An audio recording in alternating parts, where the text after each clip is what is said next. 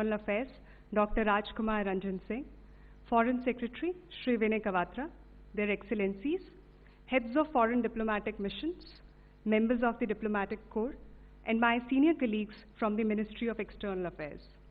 I would like to extend a very warm welcome to all on this special occasion to mark the 8 years of Modi government and take a look at its expanding external engagements over this period.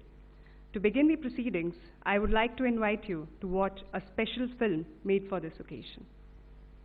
We, the Indians, wherever we may live across the world, we always cherish our Indianness. Namaste. We embrace everyone with an open heart, manifesting India's glorious past to the world, reiterated India's commitment towards building a better world for the humanity. Indian citizens stranded abroad in crisis are not left alone.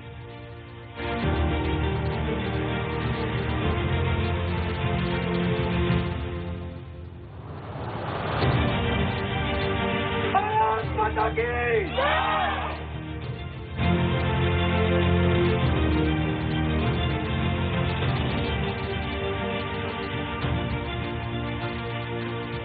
बस ये कहूँगा, मेरा बेटा नहीं है, ये तो मोदी जी का बेटा है, वो लेके आए।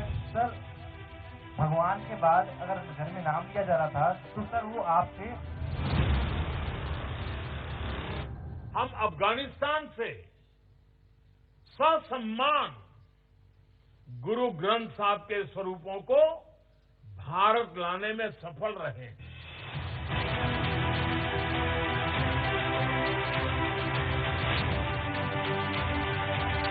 Even as the pandemic raged, Indian nationals were evacuated and safely brought back home.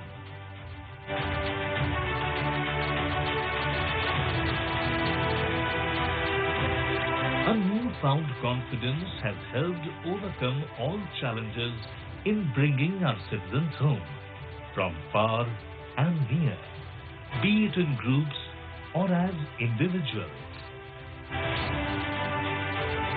Homecoming after lost treasure has instilled a new sense of pride in Indians. India's defense and security has been bolstered. Prime Minister's visionary leadership and global outreach has demonstrated to the world that India is a resilient and responsible global player.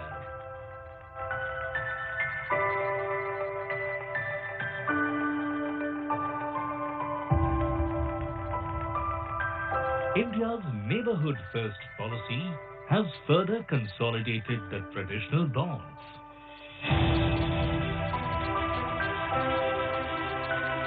Exuding new confidence, India is expanding and consolidating its global stature.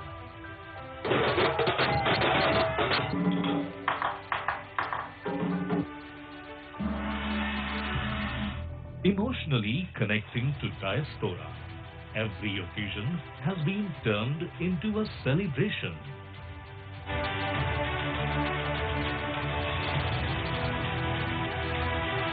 As the world stood in solidarity with India during the COVID pandemic, India, through its vaccine Maitri, produced and provided vaccines to more than 100 countries.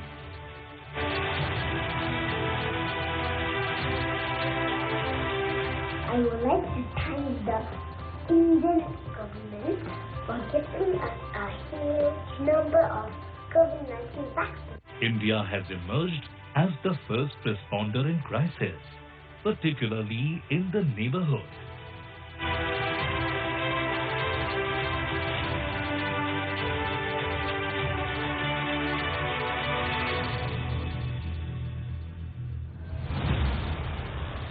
Inspired by our philosophy of Vasudhaiva Kutumbakam, the world is one family. India has lent a helping hand to its partners in the world. सभी के लिए passport सेवा से जुड़ा एक centralised system तैयार हो जाएगा।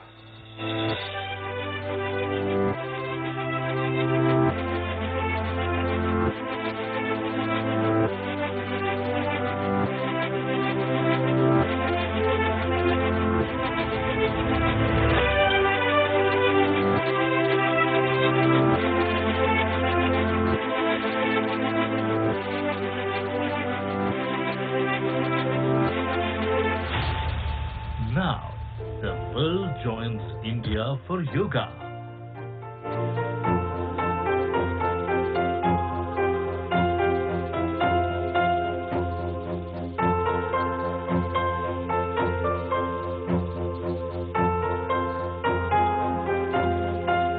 The 150th birth anniversary of Mahatma Gandhi was commemorated throughout the world. Reverence was globally paid to Guru Nanak Dev Ji on his 550th Prakash Divas. And now, the whole world is celebrating with exuberance India's Azadi Ka Amrit Mahotsav.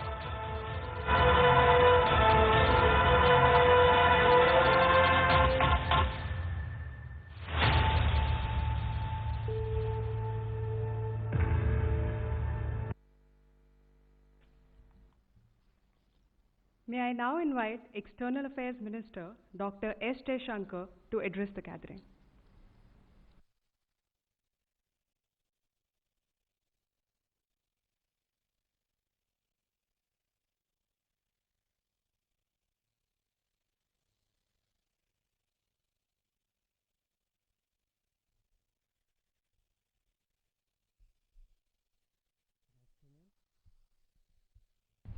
Good afternoon, Excellencies, dear colleagues. It's a great pleasure to welcome you all at this gathering of the Diplomatic Corps in New Delhi. Our meeting takes place as the Narendra Modi government completes 8 years in office. It also provides an occasion to reaffirm a return to normalcy after 2 difficult years of the COVID pandemic.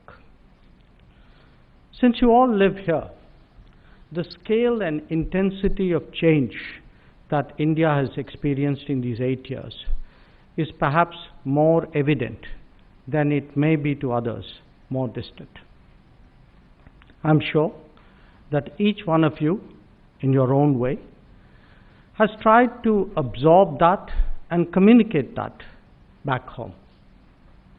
It could be the COVID response that included building capacities from scratch, the massive vaccination campaign that overcame so many hurdles, the financial, digital, and communication transformation that has made direct benefits transfer possible, or indeed the enormity of the housing, electrification, water connection, and cooking gas access that have been delivered. Some of the empathy that you all feel was visible in the support expressed by your respective countries when we passed through the worst of the COVID last year. The COVID pandemic, however, has not been the only driver of a more volatile and uncertain world. No question, it has brought out the risks of the over-centralized model of globalization that was being followed. Consequently, it has encouraged the building of reliable and resilient supply chains. I'm sure that many of you have noted the government's initiative to promote manufacturing, facilitate services, and improve the ease of doing business. But if you were to extrapolate that further, the outlines of an emerging economic outlook would also become visible. Among its notable elements are FTAs that India has concluded recently, the negotiations underway with others that have picked up momentum, as well as the frameworks and initiatives to which we have now committed. Processes aside, our message is one of engaging the world intensively, obviously drawing benefits for our own people, but while also contributing in greater measure to global welfare, development, and security. I hope that you also share my belief that Indian foreign policy thinking is displaying greater conceptual and operational clarity.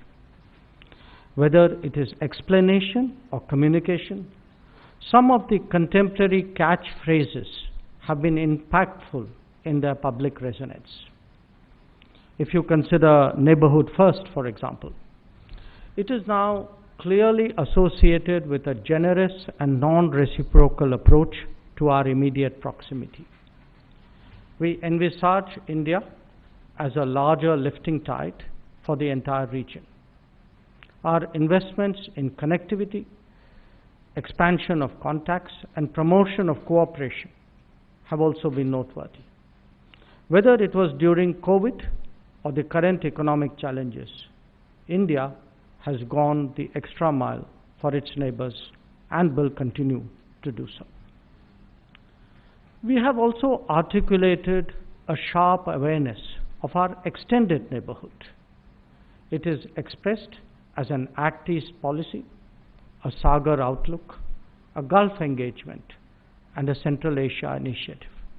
In each case, whether it is leadership attention, diplomatic energies, practical projects, or shared activity, the record is one of higher commitment. India's diplomacy has also naturally focused on major powers, on key economic hubs, on significant energy sources, and on influential regional players. We have conducted that with open-mindedness and objectivity, practicing in foreign policy our maxim of Sabka Saath, Sabka Vikas, Sabka Vishwas. In seeking solutions to larger complicated issues, we believe in Sabka Prayas as well. Many of our engagements also reflect the importance we give to diplomacy for development, where foreign technology, capital, best practices, and collaborations are directly applied to accelerate our national growth, including through our flagship programs and initiatives. The Global South has merited greater attention as well, where Africa, Latin America and Caribbean, or the Pacific Islands are concerned. There has been a spike in our engagement and activities. The COVID years did disrupt some of the momentum, and we expect to pick up on that very soon. India has always viewed the United Nations as important to global peace, security, and development. We currently serve as a non-permanent member of the Security Council and one very active in UN organizations and in its peacekeeping. While our endeavors will always remain supportive, we also share the disappointment of the international community about the UN's declining effectiveness. Our advocacy of reformed multilateralism, therefore, has become even stronger. Now, paralleling what is happening in the world of trade, diplomacy is also searching for optimal solutions to processing situations at the sub-global level.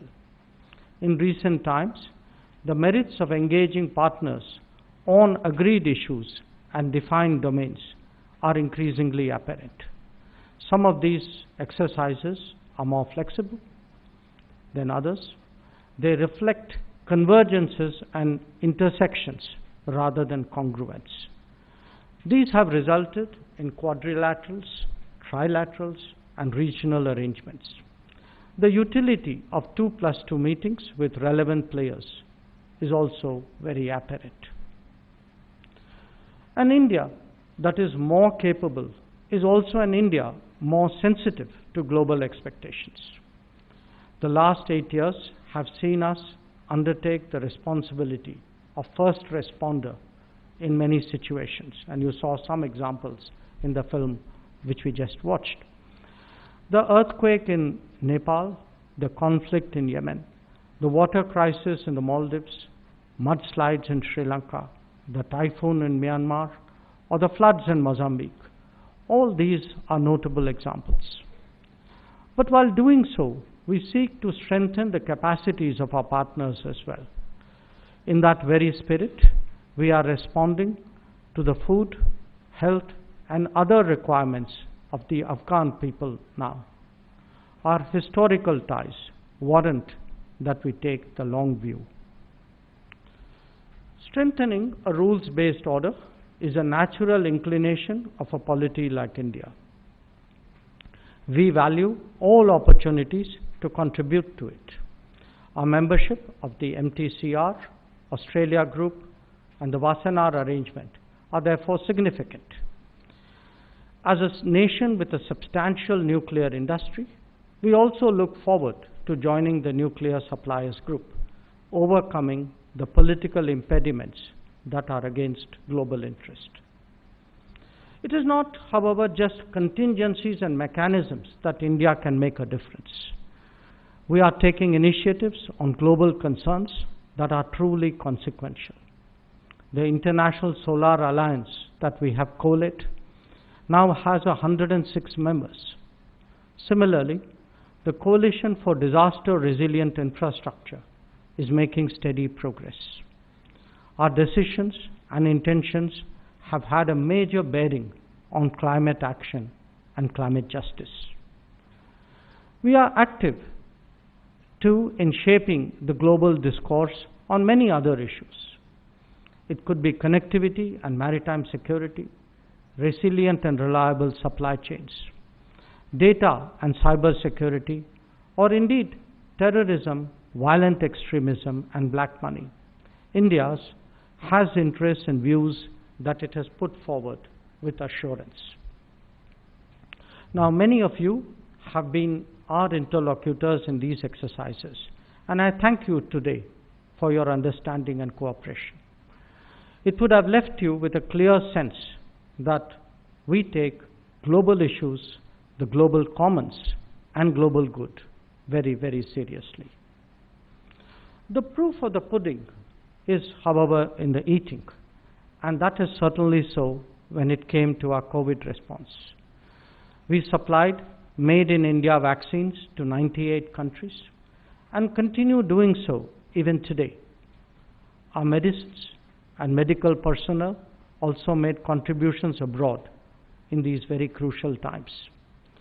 We count Vaccine Maitri as one of our key achievements of this period, not just for reasons of health, but as a statement of solidarity. The COVID pandemic has undoubtedly been the most devastating phenomenon in living memory for many of us. We cannot overlook it even as we go on with life. But just as we were hoping to recover from its effects, the world is now confronted with the repercussions of the Ukraine conflict. Our position on the matter itself has been stated at length at various forums. But beyond the conflict, the world today faces severe challenges in the rising costs of energy, food, and fertilizers. The global south is particularly impacted. The need for an early end to the fighting and a return to diplomacy truly gets stronger with each passing day. The difficult realities of international relations make themselves felt in multiple ways. For some of us, that is expressed in the challenges of hard security. In India's case, we have specifically seen that in the phenomenon of terrorism. Diplomacy has contributed to addressing that challenge by delegitimizing it and by denying support and sustenance to terrorism. Our borders also need safeguarding, and we will never accept any attempt to unilaterally change the status quo. A posture that departs from established understandings will evoke its own responses. When it comes to security, we will do what it takes to ensure national well-being. I acknowledge also the role of trusted partners who work with us to help keep India safe and secure every day. We have overcome the hesitations of history and will not allow anyone a veto on our choices. A nation like India obviously needs to contemplate its security in the broadest way possible. In the past, mantras of globalization lowered its defenses and discouraged the building of deeper strengths. That realization is responsible for the commitment we now see to Atmanirbhar Bharat. We certainly want to make in India, but we want to make with the world, and we want to make for the world. An economically stronger India expresses its deep belief of the world being a family through greater development partnerships. The last 8 years have witnessed a tripling of our lines of credit commitments over the previous 8-year period. The value of project completion also went up by 38%. Our neighborhood and our African partners were the main beneficiaries, even as we expanded projects into new areas. In the coming years, we intend to focus even more on green growth, on digital delivery, and on health capacities. An expanding engagement with the world encourages us to visualize it in an era of technology as a global workplace. Some of that comes in the form of development partnerships that I have spoken about.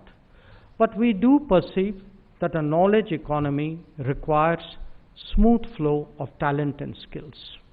Accordingly, we have prioritized mobility and migration agreements that addresses the interests of all stakeholders.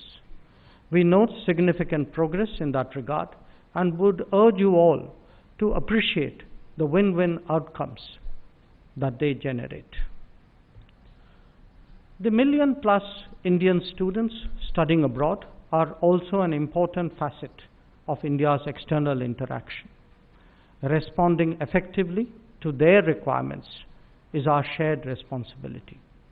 The new education policy now provides opportunities to address this domain more creatively and help us to welcome more foreign students into India.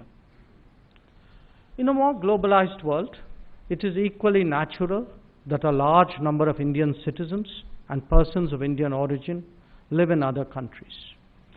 Some may be there more recently, temporarily, and professionally. Others could have settled down, in some cases for multiple generations. But they are a unique living bridge between India and the world and should be valued accordingly. From time to time, their interests and well-being are a subject of our conversation. We particularly appreciate the support of many of your governments during the pandemic time in this context. If the Vande Bharat mission was so successful, some of the credit goes to all of you as well.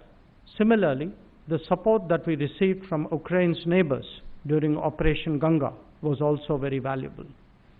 On our part, it is by now established tradition that any rescue and relief effort also covers citizens of other countries. Excellencies, the changes that Indian diplomacy is undergoing is expressed in multiple ways. Some of that are in policies, in priorities, and in practices that I have outlined. But there are other steps that indicate new thinking and fresh approaches. The International Day of Yoga and the promotion of Ayurveda represent the projection of a confident culture. The establishment of a division dealing with states speaks of cooperative federalism. A technology division underlines the relevance of that domain. The opening of new embassies signifies our growing footprint abroad. Our engagements with think tanks and civil society has intensified, underlined by initiatives like the Raisina Dialogue. Indeed, our very way of assessing performance has changed, putting greater emphasis on trade, technology, and tourism. The India that you live in and report on is obviously different from the one before. It has development as its focal point, whether at home or in foreign policy. It is a daily proof that democracies can deliver. Its human development indices improve constantly, even as it rises to meet unprecedented challenges. This is a polity with an enhanced popular participation in its decision making and greater authenticity in its expressiveness. It is one that balances its national interests with its international obligations. Appropriately, as India celebrates 75 years of independence, it seeks to do so with the world. So today, I thank you all here for your presence, but through you, I also send a message to your governments from mine, how much we value our relationship and how committed we are to enhancing further our cooperation. Thank you for your attention. Thank you for your remarks, sir. May I kindly request you to remain on stage, sir, while I invite on the stage Minister of State for External Affairs, Dr. Rajkumar Ranjan Singh, Foreign Secretary, Shri Vinay Kawatra, Secretary East, Shri Saurabh Kumar, and Secretary Economic Relations, Shri Damu Ravi, to join EM for unveiling of the special coffee table book made for this occasion.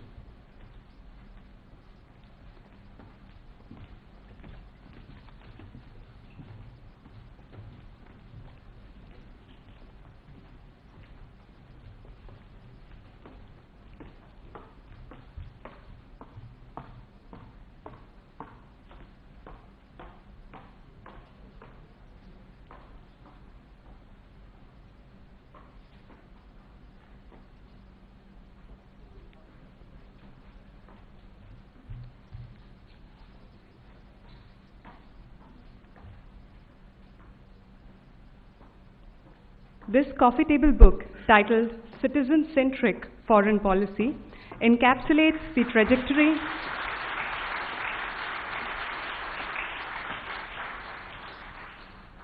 This book encapsulates the trajectory of 8 years of Modi government and its expanding external engagements. Thank you, sirs.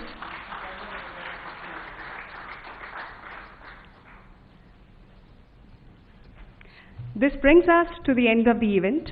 I would like to thank all of you for your august presence.